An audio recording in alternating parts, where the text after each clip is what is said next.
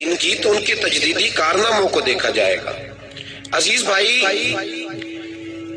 امام اہل سنت مولانا امام شاہ احمد رضا فاضل بریلوی رحمت اللہ تعالی علیہ 1856 کو بریلی شریف میں پیدا ہوئے۔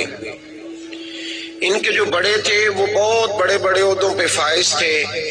لاہور کا جو شیش محل ہے وہ اعلیٰ حضرت رحمت اللہ علیہ کے خاندان کی ملکیت رہا ہے۔ بریلی کا شہر اعلیٰ حضرت کے بڑوں نے فتح کیا تو وہیں قیام پذیر ہو گئے۔ ان کے پردادا دنیاوی عہدے چھوڑ کر ایک درویش کے ہاتھ پہ مرید ہوئے تو پھر سارا گھرانہ رسول اللہ صلی اللہ علیہ وسلم کے دیوانوں اور عاشقوں سے بھر گیا۔ 1856 میں اعلیٰ حضرت پیدا ہوئے ہیں، 1921 میں آپ نے وصال فرمایا ہے۔ تو بھائی اعلیٰ حضرت رحمت اللہ علیہ غریب پرور بڑے تھے، بیواؤں کے، یتیموں کے، غریبوں کے ماہوار وظائف لگائے ہوئے تھے اور گھروں تک پہنچا کے آتے تھے۔ سید ایوب علی رضوی صاحب آپ کے خلیفہ ہیں، کہتے ہیں اعلیٰ حضرت کی زندگی بڑی مصروف زندگی تھی، بڑی مصروف، ٹائم ہی نہیں ہوتا۔ لیکن ایک چھوٹا سا بچہ حاضر خدمت ہوا، چھوٹا بچہ، یہ بھی میرے اعلیٰ حضرت کی فکر ہے، اس کو بھی عام کرنا۔ چھوٹا سا بچہ آیا، 10-12 سال عمر ہے، کہنے لگا حضور سارے لوگ آپ کی دعوت پکاتے ہیں، میں نے بھی پکانی ہے۔ تو فرمایا اچھا دعوت پکاؤ گے؟ تو بچہ تھا معصوم، کہنے لگا جی میں اپنی امی سے پوچھ کے آیا ہوں۔ تو اعلیٰ حضرت فرمانے لگے اماں سے پوچھا، ابا سے کیوں نہیں پوچھا؟ کہنے لگے میرے ابا انتقال کر گئے۔ فرماتے ہیں بس یہاں بات ختم ہو گئی۔ اعلیٰ حضرت نے فرمایا کھلاؤ گے کیا؟ سید صاحب کہتے ہیں اعلیٰ حضرت کو ڈاکٹر نے چنے حکیم نے بند کیے ہوئے تھے، باجرے کی روٹی مکئی کی روٹی سے منع کیا، صرف سوجی کے بسکٹ اثر کے بعد تھوڑے سے چائے کے ساتھ لیتے تھے۔ کیا کھلاؤ گے؟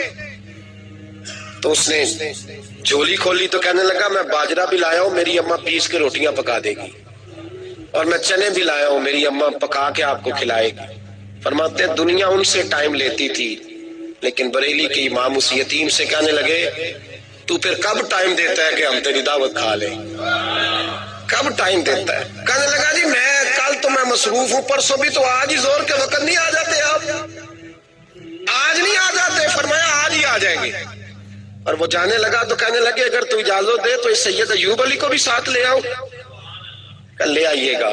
زور کی نماز پڑھی تو سید صاحب فرماتے ہیں بریلی کے باہر نا ایک ڈھال تھی، بہاری پور ڈھال،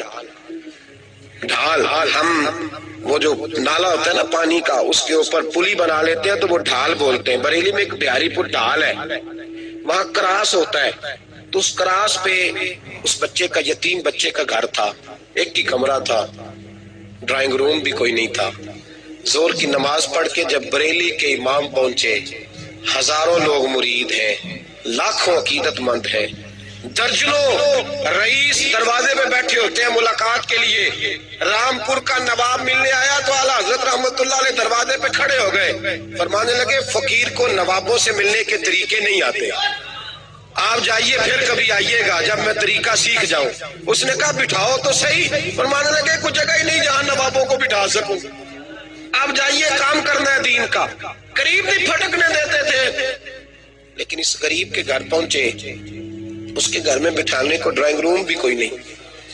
وہ اندر سے ایک ٹاٹ لایا، بوریا اندر سے ٹاٹ لایا، اور اپنے دروازے کے باہر اس نے گلی کے چوک میں بچھا دیا۔ بریلی کے امام نے جبہ سمیٹا اور وہیں بیٹھ گئے۔